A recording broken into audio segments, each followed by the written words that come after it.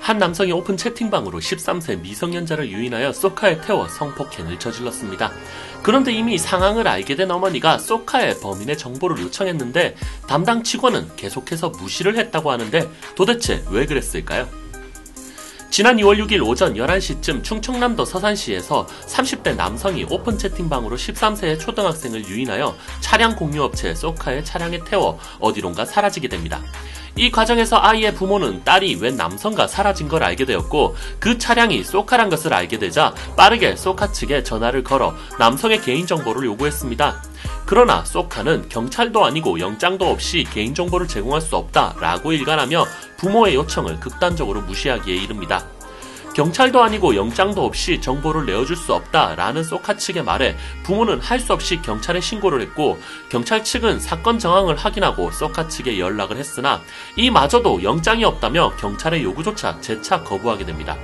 결국 오전 11시에 납치된 딸은 이날 오후 8시경에 성폭행을 당한 것으로 확인되었습니다. 부모는 이날 쏘카 측과의 통화 녹취록을 공개했는데 피해자의 어머니는 만약 내 자식이 시체로 발견되면 그때도 영장 안 가져와서 못 알려준 거니까 나 원망하지 마세요 할 거예요? 진짜 부탁 좀 드릴게요 라며 저한테 알려주시는 거 어려우면 경찰에게라도 알려줄 수 있잖아요 라고 울먹였습니다.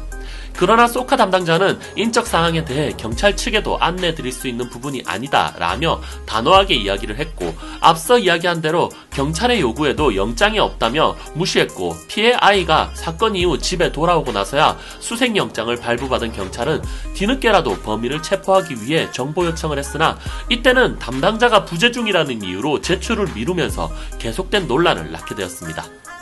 그런데 문제는 쏘카의 내부 규정에는 영장 없이 공문만 있어도 경찰에게 정보를 제공할 수 있다라는 지침이 있는 것으로 파악되었습니다. 이제 사건은 이해했고 그렇다면 쏘카 담당자가 경찰에게 빠르게 정보를 제공했다면 과연 사건을 막을 수 있었을까라는 생각이 들어 기록을 정리해보면 이렇습니다. 6일 오전 11시 피해자 납치, 6일 오후 6시 30분 경찰 정보 제공 요청, 6일 오후 8시 성폭행 피해 발생 순입니다. 즉 사건이 범인의 집에서 이루어졌기 때문에 6시 30분경에 정보를 파악하여 해당 관할서에 긴급 출동 요청을 통해 범인을 체포하고 사건을 막을 수 있는 시간이 충분했다고 보입니다. 이번 사건으로 쏘카는 대표이사 명의로 사과문을 올렸고 향후 최대한 경찰 수사에 협조할 수 있도록 하겠다라며 입장을 밝혔습니다.